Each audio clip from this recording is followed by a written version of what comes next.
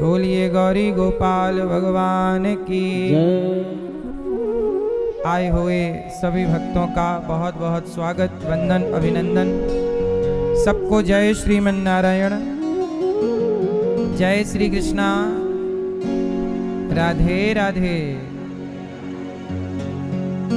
जय गौरी गोपाल। कैसे हैं आप लोग? आप सदा अच्छे रहें, स्वस्थ रहें, सुखी रहें। भगवान की कृपा आप पर बनी रहे। आप सब पर गौरी गोपाल भगवान की कृपा बनी रहे, यही भगवान से मंगल कामना है। कथा की पावन गंगा में आप सब डुबकी लगा रहे हैं। हमारे परीक्षित बनकर श्री सीताराम साहू जी कथा में कथा का रसपान कर रहे हैं और अपने जीवन को कृतार्थ कर रहे हैं। श्री सीताराम साहू जी स्वर्गीय श्रीमती मीरा साहू जी की स्मृति में ये कथा का आयोजन आप करा रहे हैं और अपने पूरे परिवार, अपने पितरों, अपना लोक परलोक दोनों सार्थक कर रहे हैं पितरों के कल्याणार्थ। श्री सीताराम साहू जी, बेटी आपकी निधि साहू जी, विजेता साहू जी, विकास जी और पिंकी साहू जी, विशाल जी, नम्रता जी, आसी और वैष्णवी जी, खुश रहिए। समस्त साहू परिवार आप इंदौर से आए हैं और इंदौर की पावन धरा से यहाँ आकर कथा श्रवण कर रहे हैं, अपने जीवन को सार्थक कर रहे हैं। साथ ही श्रीमती वसंती यादव जी, हमारी मैया श्रीमती वसंती यादव जी, पति परमेश्वर प्रसाद यादव जी, श्रीमती रामप्यारी यादव जी, सुभद्रा मरावी जी और दीपक यादव जी, विजय यादव जी और जवंतिन यादव जी,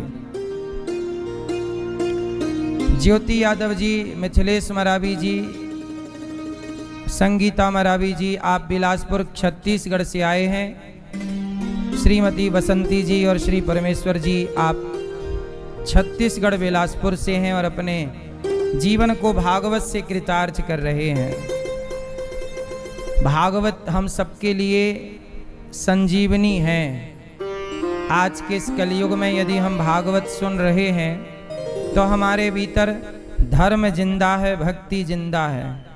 यदि ये सत्संग ना होता तो हमारे भीतर का धर्म भक्ति कब की मर चुकी होती। इसलिए कहते हैं कि एक घड़ी आधे की पुनियाद, तुलसी चर्चा राम की हरहि कोटि अपराध। थोड़ी ही सही पर सत्संग जरूर, थोड़ा ही सही सत्संग जरूर करना चाहिए। कथा सबको सुननी चाहिए।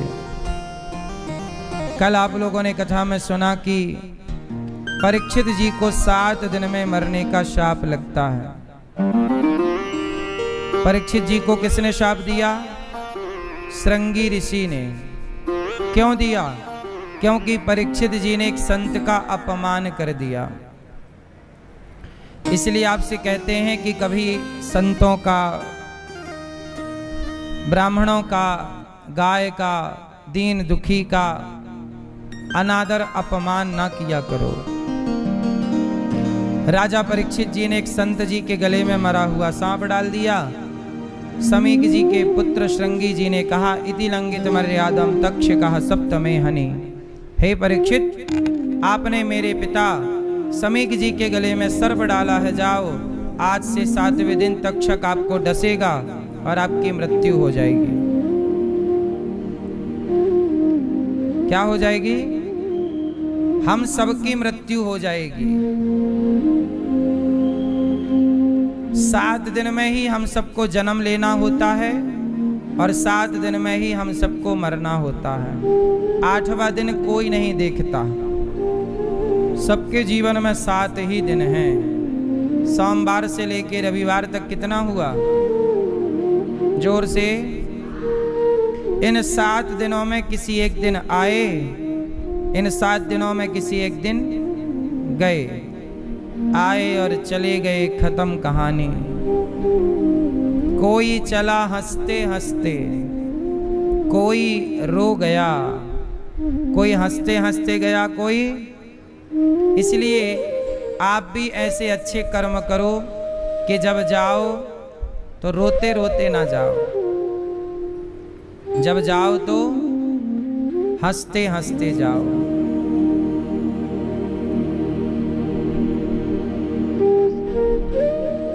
एक व्यक्ति की मृत्यु आ गई, मरने लगा। यमदूत आए, साथ में यमराज जी आए। यमराज जी से हाथ जोड़कर बोला कि महाराज थोड़ा सा समय दे दीजिए, हम आपसे प्रार्थना करते हैं, हमें इतने जल्दी ना मारिए, हमें थोड़ा सा वक्त दीजिए। यमराज बोले कि तुम 60 साल के हो गए, तुम्हें 60 साल का वक्त दिया तो था। बोला नहीं नहीं, 60 साल मिले तो थे, बात सही है, पर हम उसका उपयोग नहीं कर पाए, जी नहीं पाए जिंदगी को। एक बार थोड़ा सा महाराज कृपा करो, अवसर थोड़ा सा दीजिए। यमराज जी बोले ठीक है, कितना समय चाहिए? बोले बस 1 दिन का जीवन दे दीजिए, सिर्फ 1 दिन। यमराज जी बोले वैसे तो मेरे कानून में 1 दिन दे नहीं सकता, पर तेरी प्रार्थना है तो चल मैं तुझे 1 दिन का जीवन दे रहा हूं। ठीक है, 12 घंटे बाद फिर मैं आऊंगा और 12 घंटे बाद तुझे लेकर के चलूंगा। अब तेरे पास सिर्फ 12 घंटे हैं। कह करके यमराज जी चले गए और वो आदमी उठकर बैठ गया। अब उस 12 घंटे में अब जरा मैं आपसे ये सवाल कर लूं कि आपके पास सिर्फ 12 घंटे हों और आपको पता होए कि 12 घंटे बाद हमें मरना है, तो इन 12 घंटों में आप क्या क्या करेंगे? मैया आप क्या करेंगे? आप बस ये मान के चलिए सिर्फ 12 घंटे हैं आपके पास, क्या करोगी? हैं?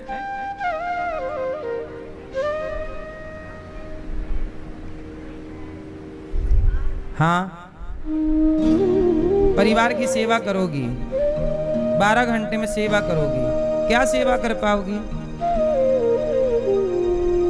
आप क्या करेंगे मैया 12 घंटे? यदि आपके पास सिर्फ 12 घंटे हों जीवन के, तो क्या करोगी आप आखिरी 12 घंटों में?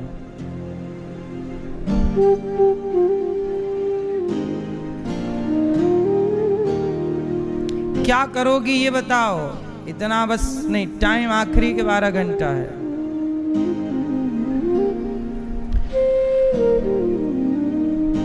आप क्या करोगी मैया? आप आप कुछ नहीं करोगी, सो जाओगी? ये मैया जी मैं सो जाऊंगी 12 घंटे, सही है, कौन टेंशन पाले, सो मरना तो है ही।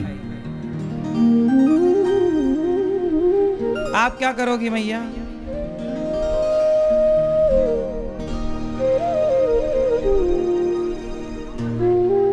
लाल मैया आप क्या करोगी यदि आपके पास सिर्फ 12 घंटे हों तो? क्या करोगे मेरी माँ? हैं? सब दान कर दोगी। भैया क्या करेंगे आप? हैं? हरि का नाम जपेंगे। आप भैया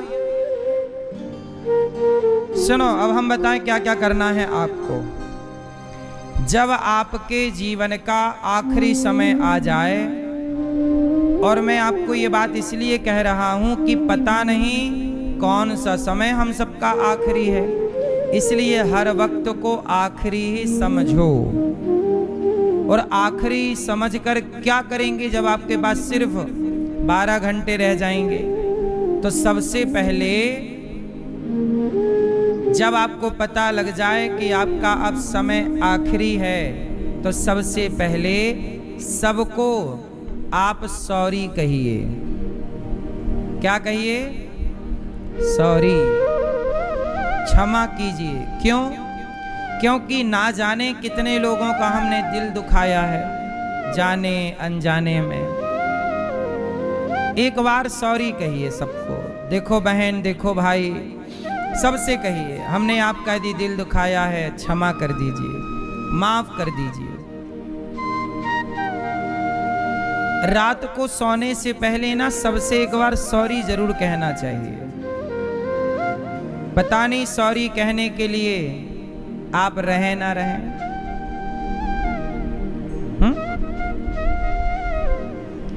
तो पहला काम ये करिए मरने से पहले कि सबसे क्षमा मांगिए। हमने गलतियां तो बहुत की हैं, दिल बहुतों का दुखाया है, पर मानते नहीं है, सॉरी नहीं कहते। सबको कहिए क्षमा कर दीजिए। पहला काम सॉरी कहिए। इसलिए एक बात बताएं, सॉरी क्षमा मांग लेना बहुत अच्छी बात है, उलझना नहीं चाहिए, क्षमा कर दीजिए। दूसरा काम, जब आपको पता लग जाए कि अब टाइम बहुत कम बचा है, मरना ही है, तो आप क्या करें? अपने इन हाथों से किसी भूखे को भोजन जरूर कराइएगा, क्योंकि जो यहाँ देंगे वही वहाँ प्राप्त होगा। भूखे को रोटी खिलाइए, प्यासे को पानी पिलाइए। ये दूसरा काम। तीसरा काम,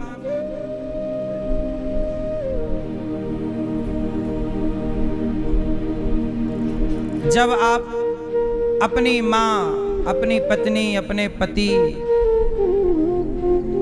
अपने परिवार से जब मिलें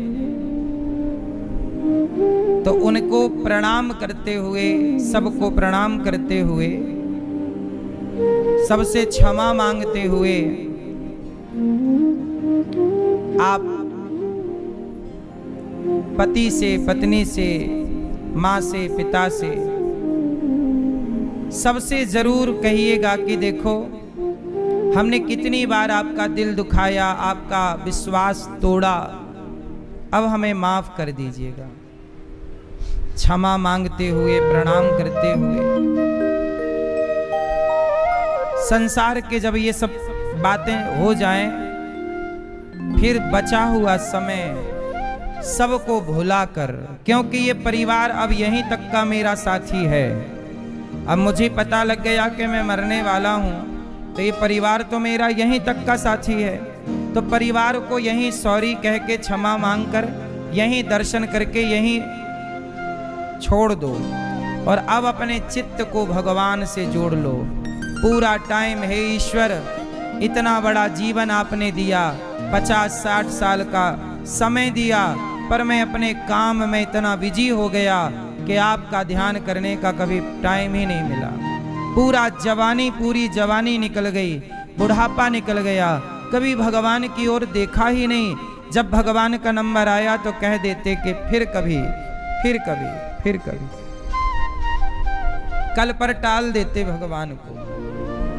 पर अब पूरा समर्पण भगवान में, क्योंकि हमारा साथी, हमारे रिश्तेदार, हमारा परिवार, सब लोग हमारा साथ शमशान तक देंगे। पत्नी कहां तक साथ देती है? दरवाजे तक।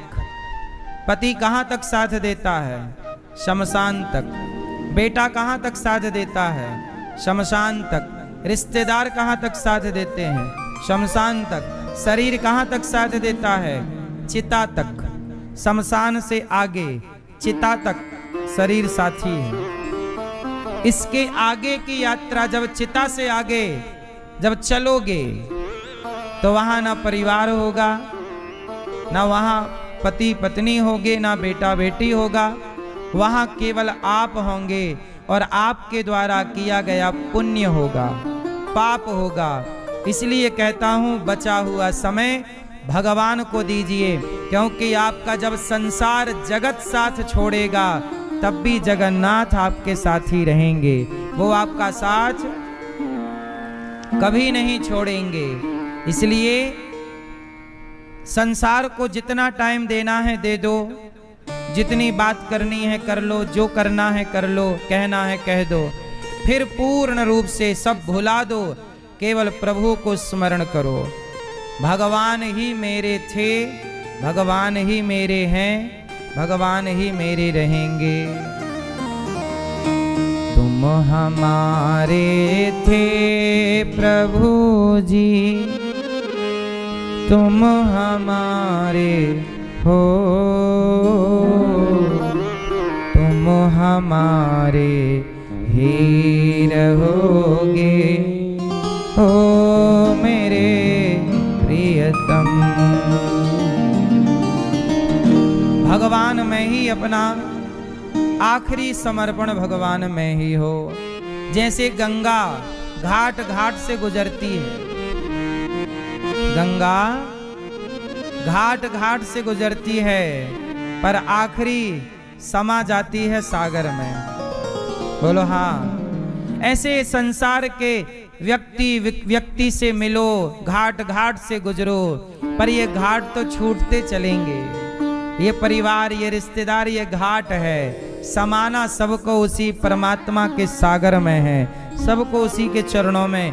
इसलिए क्यों बाद के लिए छोड़ें, आज ही कर लें। अब कुछ लोग मर जाते हैं और नरक जाते हैं। यमदूत बोले चलो नरक में तुम्हें कष्ट देंगे, तो एक आदमी बोला यमराज जी काहे कष्ट दोगे? यमराज जी बोले भैया तुमने कोई पुण्य तो किया नहीं है, तुमने ना कथा सुनी, ना तो किसी भूखे को रोटी दी, ना तो तुमने प्रभु का नाम लिया, झूठ बोले हो सारी जिंदगी, छल किया है, कपट किया है, निंदा की, चुगली की, पराई स्त्री को देखा, गलत काम किए, अब चलो नरक भोगो। तब आदमी को होश आता है कि यार हमने क्या कमाया है।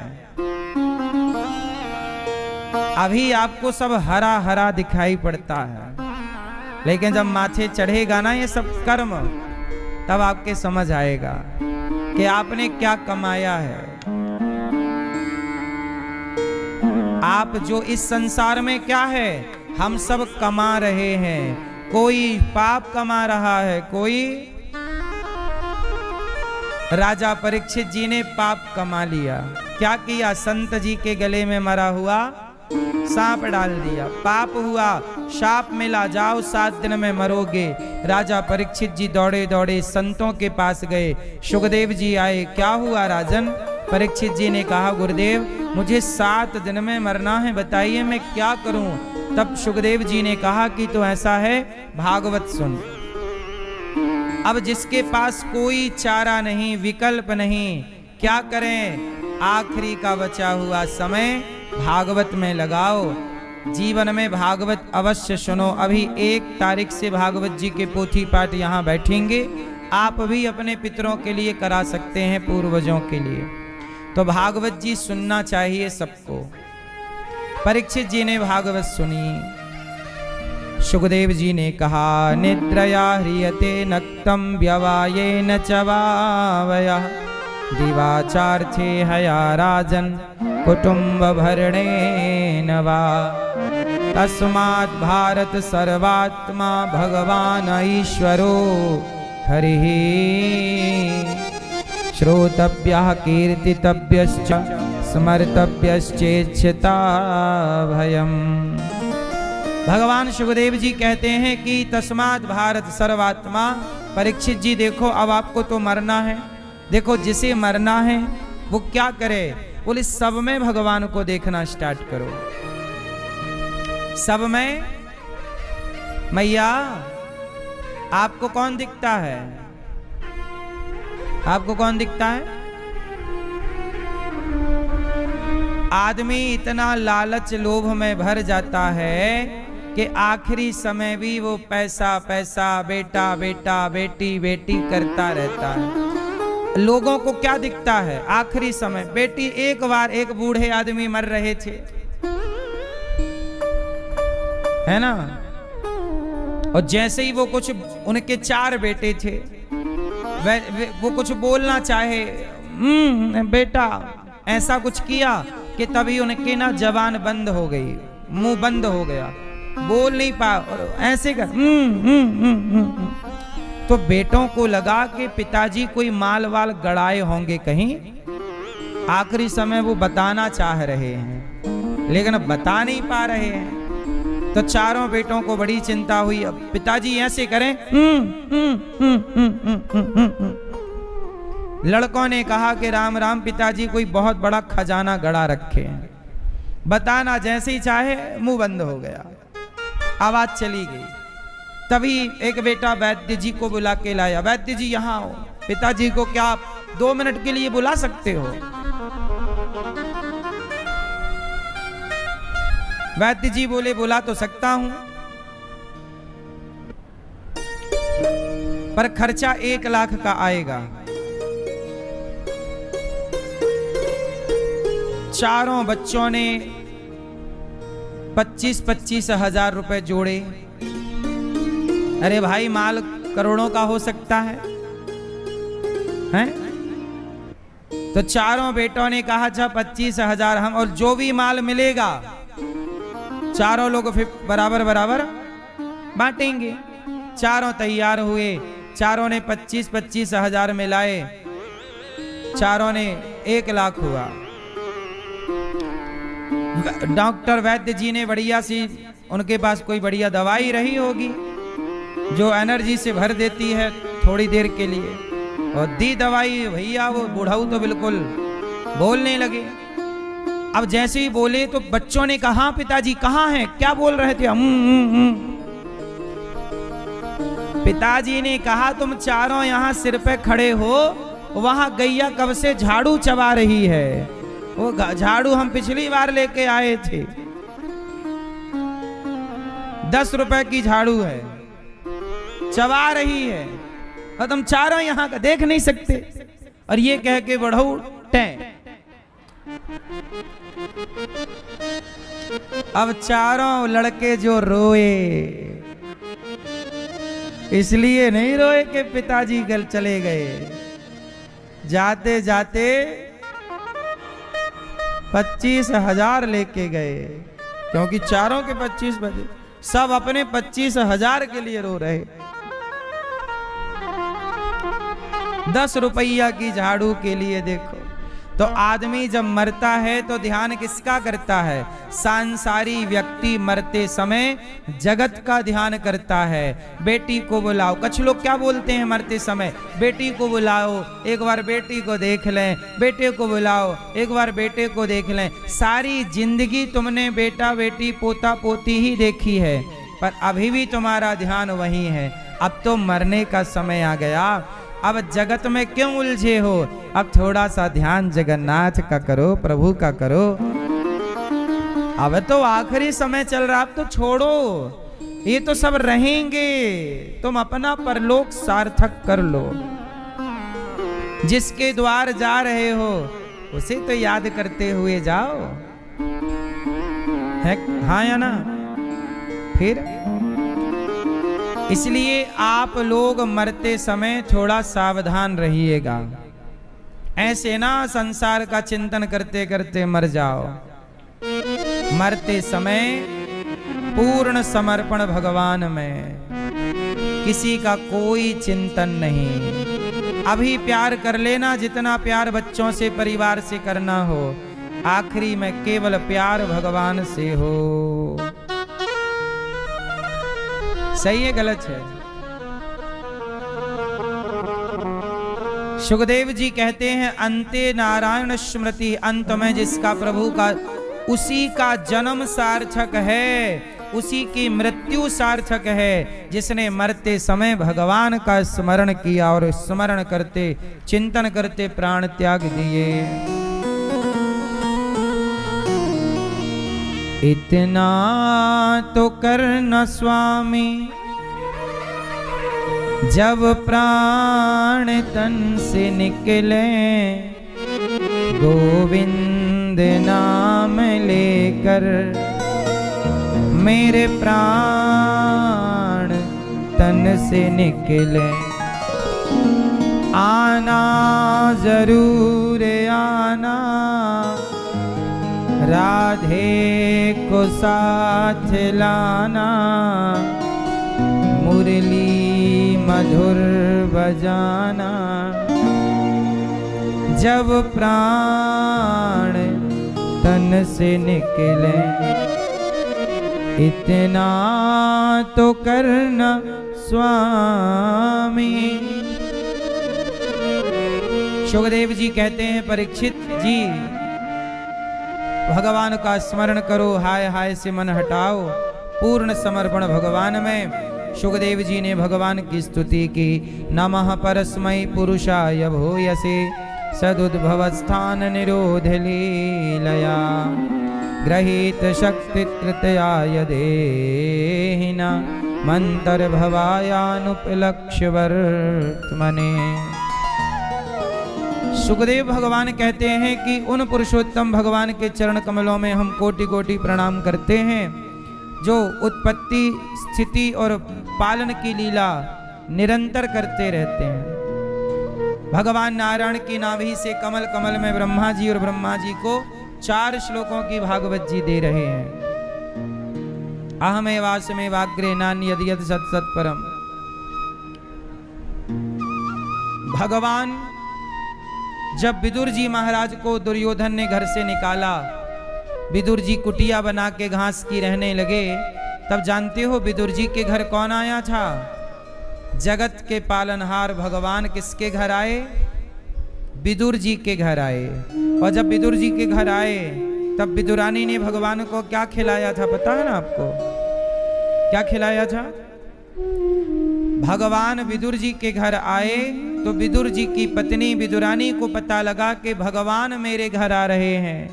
बहुत गरीब हैं वो, घास की कुटिया है, जंगल में रहते हैं, साग सब्जी भी बहुत अच्छी वाली नहीं है, जंगल की साग है, भतुआ तोड़ कर ले आई, पानी पे पका करके उबाल करके खा लिया। भगवान पहुंच गए, काकी जी भूख लगी है। काकी जी बोली, आज मेरे द्वार भगवान आए, आज हरि आए विदुर घर पाहुना। आज भगवान आए पहुना बनकर, मेहमान बनकर। विदुरानी ने जल्दी से भगवान को बिठाया, कहा काकी जी भूख लगी है, कुछ है? साग ले आई भतुए की और भगवान को परोस दिया। भगवान साग खा रहे हैं। कहते हैं खाते हुए, वाह काकी जी बड़ा स्वाद है तुम्हारी साग में। काकी जी ने कहा कि प्रभु आप तो 56 भोग खाने वाले हो, इस साग में क्या स्वाद है? इसमें तो नमक भी नहीं है, इसमें तो कोई मसाला भी नहीं है। भगवान ने कहा, मुझे नमक का स्वाद नहीं आता, मुझे मसाले का स्वाद नहीं आता, मुझे तो भक्त के प्रेम का स्वाद आता है उसके भोजन में। जो आपका भोजन में प्रेम है ना मेरी माँ मेरे लिए, वो प्रेम मुझे अच्छा लगता है और भक्त के प्रेम को मैं ग्रहण करता हूँ, मैं स्वाद को ग्रहण नहीं करता। हम लोग स्वाद के भूखे होते हैं, पर भगवान किसके भूखे होते हैं? हाँ, भगवान ये नहीं देखते कि इस भोजन में स्वाद कितना है, ये देखते हैं खिलाने वाले के हृदय में प्रेम कितना। इसलिए भगवान को भोग लगाइए पर प्रेम से समर्पण कीजिए। भगवान पूरी साग खा गए। कहा काकी जी अभी पेट भरा नहीं है। अच्छा अभी अभी आप बैठो, मैं आती हूँ। गई बगीचे से केला तोड़ कर ले आई और केला छील करके और फल को फेंक रही हैं। विदुरानी बेचारी भाव में विभोर हो गई। भगवान को देखने में सब भूल गई कि क्या फेंकना है और क्या देना है। तो छिलका तो भगवान को दे रही हैं और जो उसका गूदा है मतलब केले का फल है वो छिलका समझकर फेंक रही हैं। और भगवान छिलका लिए हैं और भगवान भी विदुरानी को प्रेम से देख रहे हैं। काकी आपने प्रेम से मुझे जो दिया वो खाऊंगा। छिलका खाने लग गए। तब तक विदुर जी आ गए 56 प्रकार का व्यंजन लेकर बाजार से। कहा देवी ये परोसो।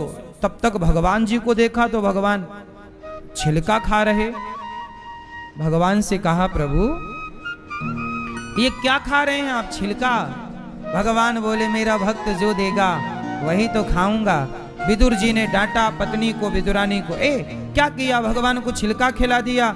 अब विदुरानी जी को होश आया, चरणों में गिर पड़ी, प्रभु क्षमा करना, अरे मैं तो फल फेंकती गई, छिलका आपको देती गई, आपने क्यों नहीं बताया कि ये छिलका है।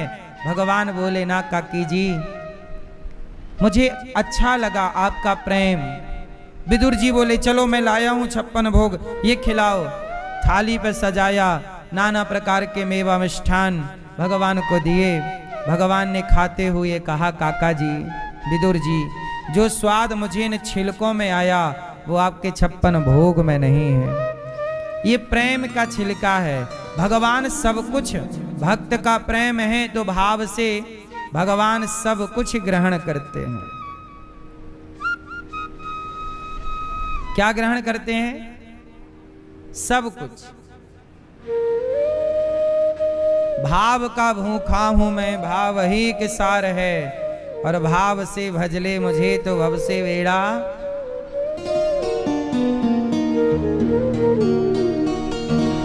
एक कसाई था, कसाई, नाम था सदन।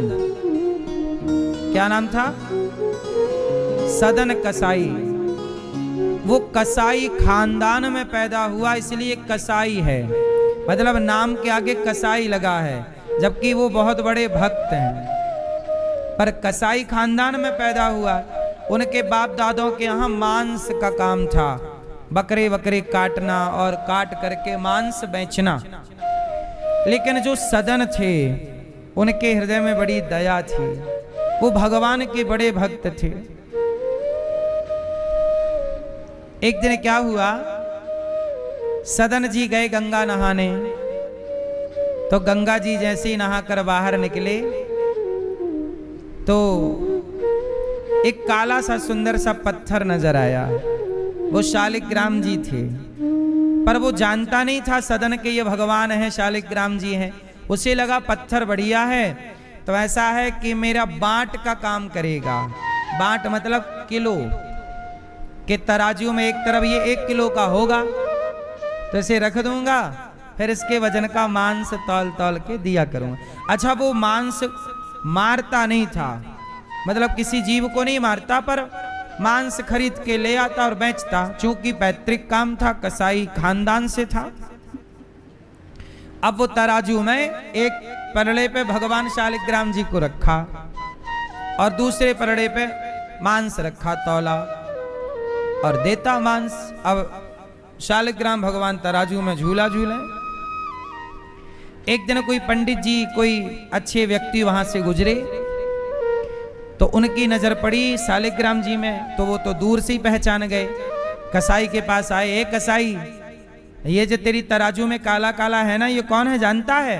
अरे भैया महाराज जी, ये तो पत्थर है, तौल। अच्छा, कसाई क्या करता, दिन भर बैठा रहता दुकान में और नाम जपता, श्रीमन नारायण श्रीमन नारायण, जय जगन्नाथ जय जगन्नाथ, सीताराम सीताराम। दिन भर भगवान का नाम जपता, दिन भर जपता, दिन भर नाम जपता। उसके प्रेम में भगवान रीझ गए और पंडित जी ने बताया कि तेरी तराजू में जो है ना वो शालिग्राम भगवान है, और तूने मांस से छुपा दिया भगवान को, भगवान रूठ जाएंगे, चल ये भगवान मुझे दे दे, मैं पूजा करूंगा। अब कसाई डरते डरते भगवान को पंडित जी को दिया, लो महाराज आप ले जाओ पूजा करना, हमसे बड़ा अपराध हो गया, भगवान से हमने मांस तौला। पंडित जी ले गए, ले जाके बढ़िया दूध दही से नहवाया शालिग्राम जी को और भोग लगाए। रात हुई, पंडित जी सोए, और जब पंडित जी सोए तो सपने में शालिग्राम जी आए। सुनो पंडित जी, क्या जरूरत थी ले आने की, हम जहां थे बहुत खुश थे। पंडित जी बोले प्रभु वो मांस तौलता था आपसे। भगवान बोले तुम ले आके कोने में बिठा दिए। अरे वो दिन भर कम से कम झूला तो झुलाता था, तराजू में बढ़िया बैठा रहता, मैं झूला झूलता ऊपर नीचे, बड़ा अच्छा लगता, तुम ले आके बिठा दिए यहाँ, तुरंत मुझे वापस करके आओ। अब जैसे ही पंडित जी की आंख खुली, तुरंत उठाए शालिग्राम जी को। अब उसकी दुकान में पंडित जी गए, दुकान में वो था नहीं, क्योंकि घर कहीं और, वो बाजार में। अब वहीं पंडित जी भगवान को लिए खड़े रहे। अगला दिन हुआ, खड़े रहे पंडित जी। अगला दिन हुआ, वो आए सदन कसाई आए तो पंडित जी खड़े। पंडित जी को देख के कसाई डर गए कि लगता भगवान नाराज हो गए। तब पंडित जी ने अपने भगवान लिए और दे दिए। कसाई भैया ये तुम्हारे भगवान तुम रखो, ये हमारे पास रहना नहीं चाहते। सपने में आके बोले कि हमारे पास कसाई के पास हमें छोड़कर आ, वो हमें झूला झूलाता है, भगवान तुम्हारे साथ खुश हैं। अब तो सदन को पता चल गया कि ये भगवान हैं और ये मेरे साथ हैं। अब तो उसने मांस वांस छोड़ा। प्रभु आपको अब मैं मांस में नहीं रखूंगा, मुझे पता नहीं था, तब तक तो ठीक था, अब आप मेरे साथ चलिए।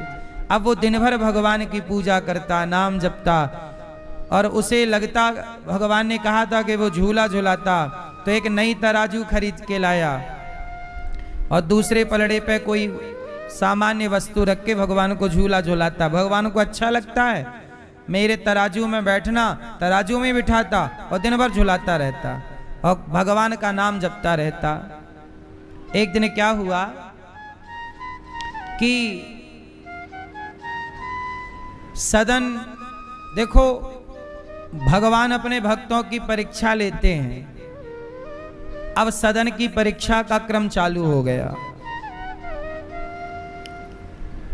ये दारागार पुत्राप्तान प्राणान वित्तमिमं परम हित्वा माम शरणम याता कथम तांस्तक्तुमुत्सहे। भगवान कहते हैं कि जिन भक्तों ने मेरे लिए अपनी पत्नी अपने पुत्र का परित्याग किया हो, जिसने मेरे लिए संसार का सुख छोड़ा हो, ऐसे भक्त को मैं कभी नहीं छोड़ सकता, ऐसा भगवान कहते हैं। अब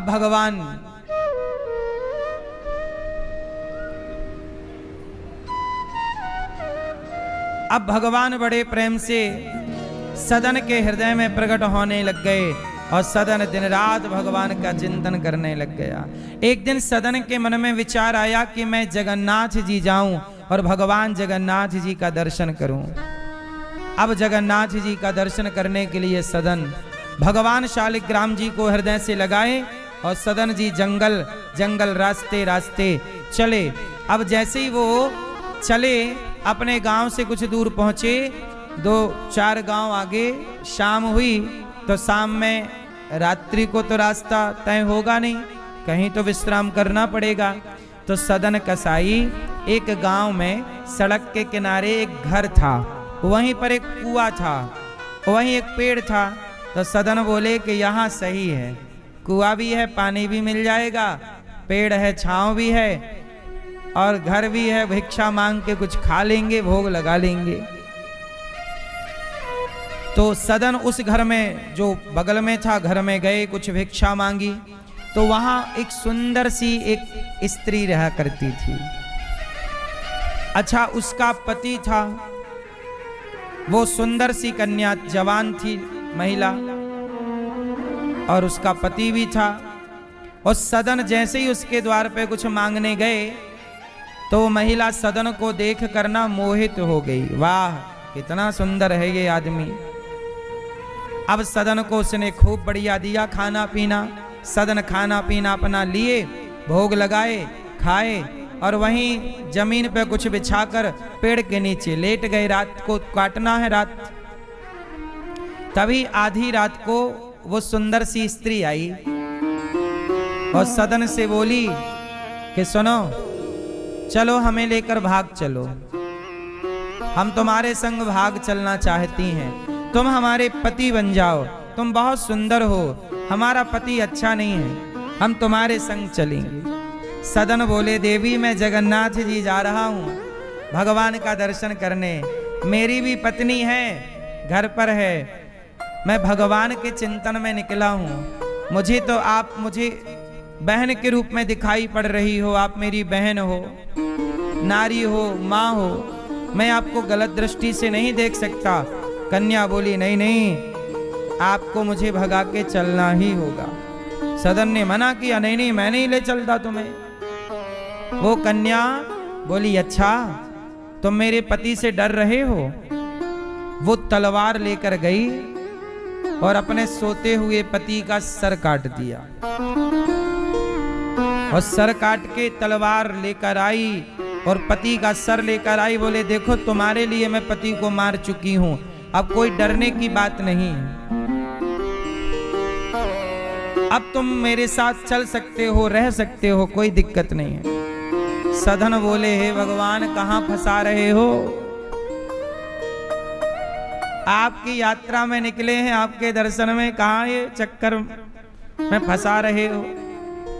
अब वो लड़की वो महिला पीछे पड़ गई, नहीं शादी करो। अब सवेरे के 4 बज गए, चिड़िया चै चै चै चै करने लग गई। अब तो वो लड़की वो स्त्री बोली कि ये तो मानेगा नहीं, अब मेरा पति और मर गया। तो उसने हल्ला किया बचाओ बचाओ बचाओ। लोग आए, क्या हुआ? अरे बोले ये इस आदमी ने मेरे पति की हत्या कर दी, ये तलवार से मेरे पति की हत्या कर दी और मुझे भगा के ले जाना चाहता है।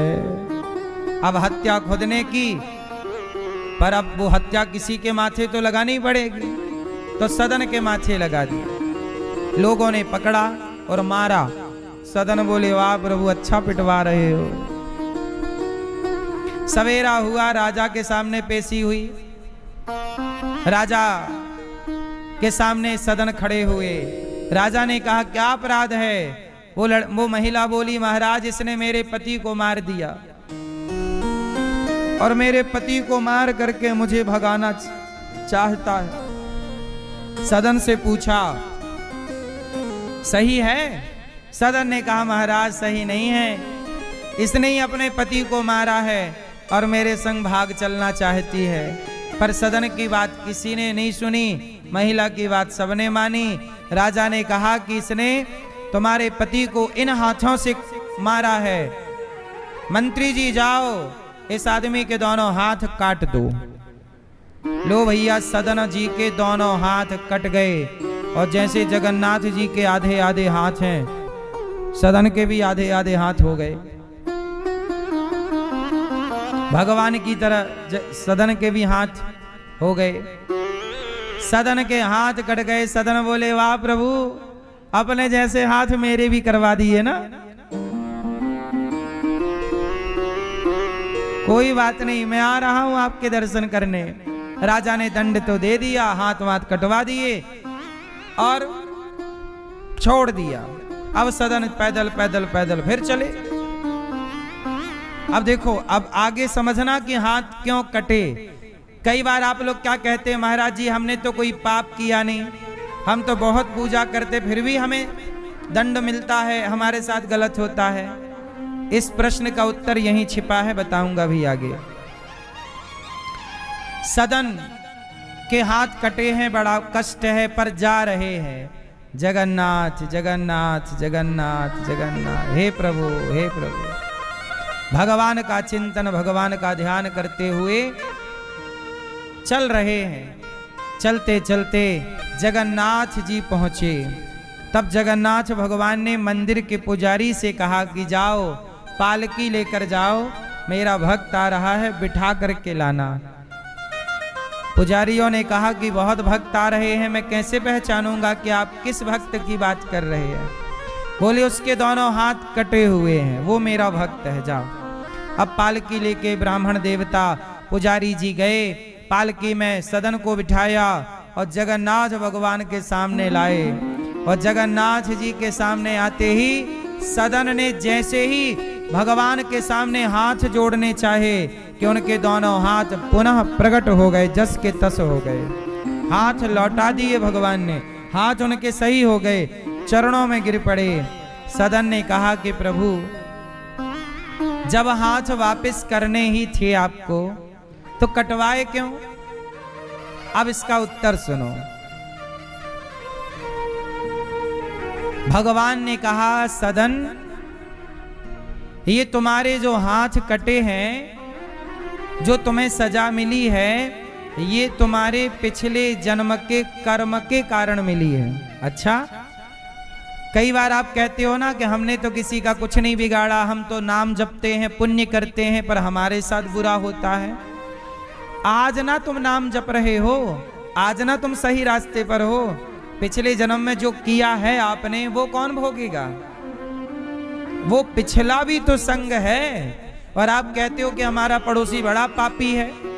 वो आज ना पापी है, आज पापी है तो कल भोगेगा, पर जो पहले पुण्य कर चुका होगा किसी जन्म में, उसका फल आज पा रहा है।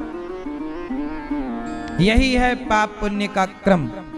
तब कहा कि सदन कसाई से कि सुनो, ये तुम्हारे जो हाथ कटे ये पिछले जन्म का हिसाब है। और हिसाब किससे था? उस लड़की से जिसके कारण तुम्हारे हाथ कटे, वो स्त्री, और वो जिसने अपने पति को काट दिया गला। ये सब पिछले जन्म का कनेक्शन है। सदन बोले प्रभु मैं तो जानता नहीं हूं, आप बताओ क्या कनेक्शन है।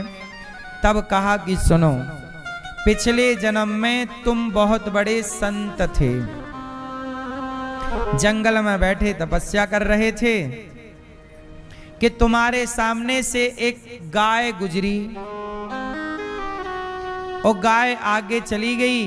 तब पीछे कसाई आया और कसाई ने तुमसे पूछा कि महाराज, बाबा जी, क्या आपने हमारी गाय देखी है, किस तरफ गई है? तो आपने उस कसाई को गाय का पता बताते हुए अपने हाथ उठा के कहे थे इस तरफ गई है।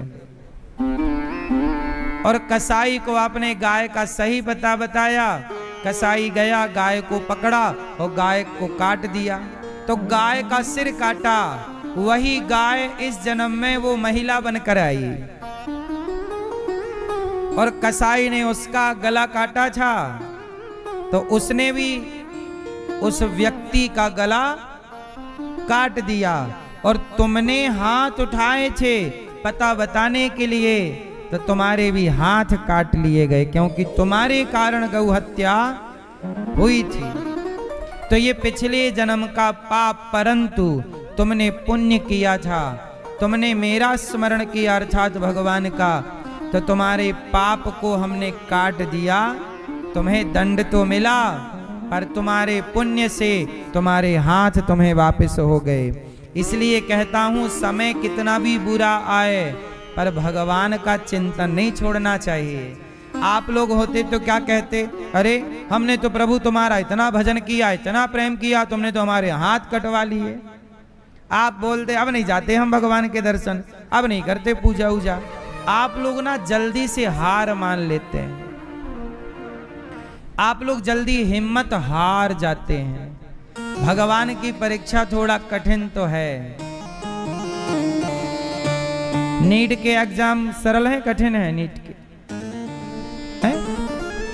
सरल है। फिर जब सामान्य सी डिग्रियां, सामान्य सी उपलब्धियां इतनी कठिन होती हैं, तो जब जगत के पालनहार आपको मिलेंगे तो सरलता से थोड़ा तो आपको देखा जाएगा कच्चे कितने हो, पक्के कितने हो।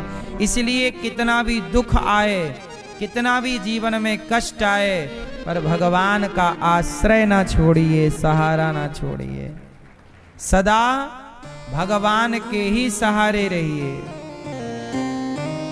विदुर जी और विदुरानी जी पर भगवान ने कृपा की और सदन कसाई को भगवान ने अपना परम धाम प्रदान किया। कहने का अर्थ ये है कि भगवान ये नहीं देखते कि तुम्हारी अमीरी गरीबी क्या है, जात क्या है। भगवान भाव देखते हैं। वो भाव से भगवान की सेवा करता तो मांस बेचने वाले कसाई को भी भगवान मिल गए।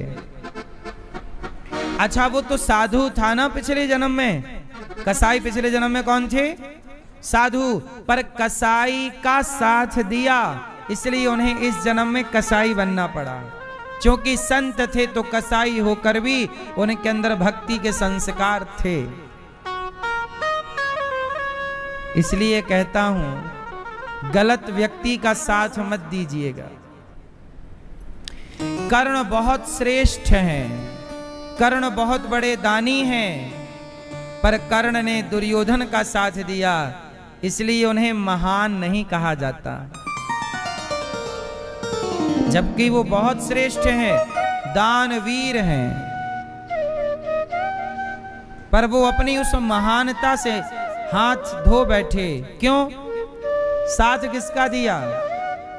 मैया किसका साथ दिया? जोर से।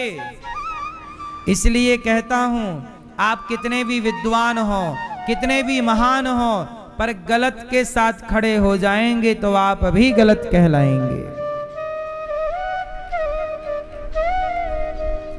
कैसे? जैसे एक गिलास दूध में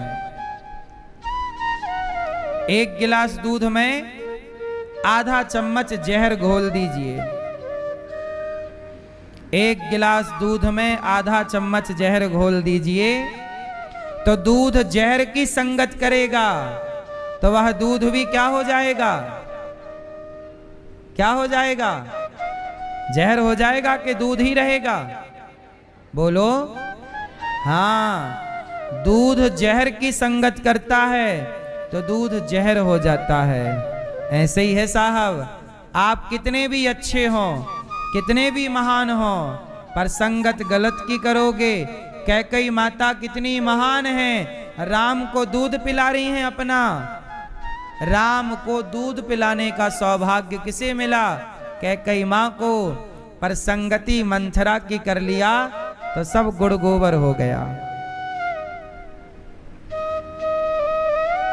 इसलिए कहता हूं, आप लोग गलत संगति ना करिएगा। संगत से गुण आते हैं, संगत से गुण जाएं। हाँ मेरी मां, दुर्योधन ने संगत कर ली शकुनी की, और अर्जुन ने संगत की भगवान श्री। हाँ, संगत अच्छी होगी तो आप पर अच्छा रंग चढ़ेगा। इसलिए अच्छे लोगों का साथ किया करो, किसी के भी साथ मत बैठा करो। आज के जमाने में कोई भी आपको मिलेगा सलाह जरूर देगा। क्यों? सही है गलत है? कोई भी आपको मिलेगा एक सलाह जरूर देगा। सबकी सलाह नहीं सुननी चाहिए। बॉलीवुड के साथ बैठोगे तो आपको गुटखा खाने की सलाह देंगे, दाने दाने में केसर का दम। क्यों भैया? आप गुटखा खाते हैं? हैं? खाते हो? कौन सा वाला पसंद है? हैं? गुटखा खाने से फायदा होता है? नहीं, फायदा नहीं होता। अभी भी खाए हो क्या? तो गुटखा खा के कथा सुन रहे हो। ऐसे में ज्यादा समझ में आती है। गुटखा खाए हो, गुटखा खाने से फायदा होता है? नहीं होता। क्या होता है? कैंसर होता है। खाना चाहिए गुटखा? खाना चाहिए कि नहीं? आपको नहीं पता? गुटखा खाने से, गुटखे के पाउच में लिखा रहता ना नीचे, गुटखा खाने से कैंसर होता है। नहीं खाना चाहिए गुटखा। अब आप संगत करोगे गुटखा खाने वाले की तो वो भी आपको गुटखा दे दे, खाओ क्या पड़ा, खाओ। शराबी की संगत करोगे, यार पियो क्या बिगड़ता है, ये पियो पियो, एक पौआ पकड़ा देगा। आप पीते हो दारू? मैया आप दारू नहीं पीती हैं? क्या पीती हो? बियर हैं?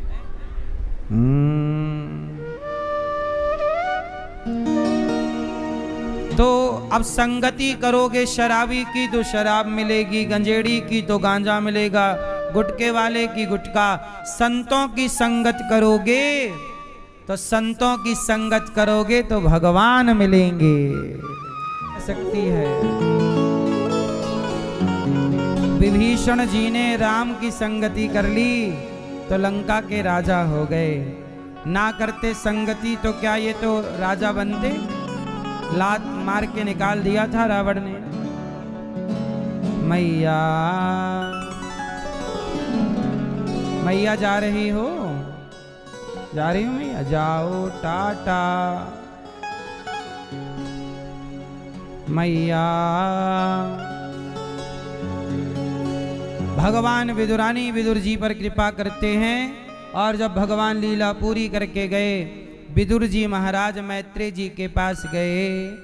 सुखाय कर्माणि करोति लोको न तैः सुखं वान्यदुपारवं वा विन्देत भूयस्ततोएव दुःखं यदत्र युक्तं भगवान वदेन्नः। सारा संसार सुख की याचना कामना करता है।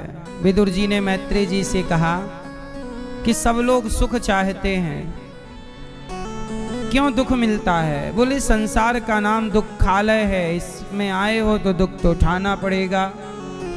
भगवान सृष्टि नारायण के नाभि, भगवान श्रीमन नारायण की नाभि से कमल, फिर ब्रह्मा जी ने 10 तरह की सृष्टि की, महातत्व की, अहंकार की, भूत सर्ग की, इंद्रियों की, मन की, अविद्या की, वृक्षों की, पशु पक्षियों की, मनुष्य की, और 10वीं सृष्टि देवता, पितर, असुर, गंधर्व, अप्सरा आदि।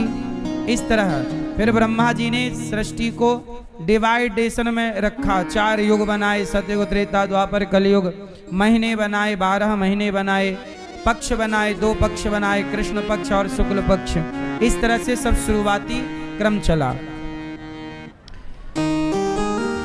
इसके बाद क्या हुआ कि ब्रह्मा जी के शरीर से मनु और शत्रुपा प्रकट हुए। मनु शत्रुपा की 3 बेटियां और 2 बेटे हुए, आकुति, देवहूति और प्रसूति। आकुति, देवहूति और आकुति का विवाह रुचि प्रजापति से हुआ, देवहूति का विवाह करदम जी। करदम जी बहुत बड़े संत हैं। मनु जी अपनी बेटी को लेकर गए, महाराज मेरी बेटी से विवाह कर लो। करदम जी ने कहा कि मैं आपकी बेटी को कोई सुख नहीं दे सकता, क्योंकि मैं तो जंगल का वासी हूँ। कहा कोई बात नहीं, आप तपस्वी हैं, मेरी बेटी के लिए तपस्वी वर मिलेगा, इससे और अच्छा क्या होगा। पहले के माँ बाप अपनी बेटी के लिए तपस्वी योग्य लड़का ढूंढते थे। आज के माँ बाप केवल पैसा वाला लड़का ढूंढ रहे हैं, है ना। पैसे वाले भी आजकल तो संसार में कुछ अलग ही चल रहा है। मेरी माँ, अभी एक लड़की अपने होने वाले पति को कहीं ले गई घुमाने के बहाने और 350 फीट नीचे गहरी खाई में ढकेल दिया। क्योंकि उसका किसी के साथ चक्कर था। शादी की तारीख पक्की हो गई। शादी के लिए लड़के के पिता ने होटल बुक कर दी, सब व्यवस्थाएं हो गई। बहुत बड़े लोग थे, उनके मेहमान प्लेन से आने वाले थे, तो 2 प्लेन बुक कर दिए थे। लेकिन जानते हो क्या हुआ? होने वाली पत्नी ने, लड़के ने अपनी होने वाली पत्नी के जन्मदिन में बढ़िया तोहफा देना चाहा और लड़की ने उसे मौत देनी चाहिए। तुम्हें मार देंगे। क्यों मार दिया? ले गई और धक्का दे दिया और बोल दिया सेल्फी लेते समय गिर गए, और वो अपने के यार के चक्कर में ना मार डाला। लड़की पक्ष भी बहुत बड़े लोग थे, लड़का पक्ष भी। एक ही लड़का था उनका, जिनका था, शादी हुई नहीं, मार डाला पहले। ये सब क्यों हो रहा है? ये सब इसलिए हो रहा है क्योंकि आजकल